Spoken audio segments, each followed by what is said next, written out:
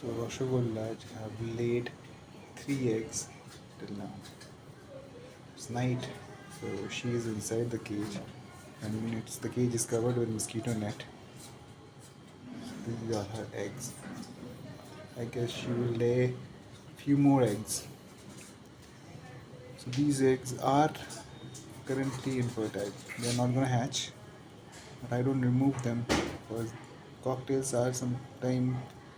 I mean, they will keep on laying eggs, so they will to replace the one that you have removed. So it's better not to remove eggs if your bird is laying them and if they are infertile, and also provide a lot of calcium. They need a lot.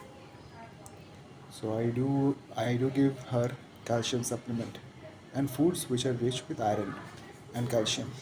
Good for them during laying eggs. That's about it. Good night.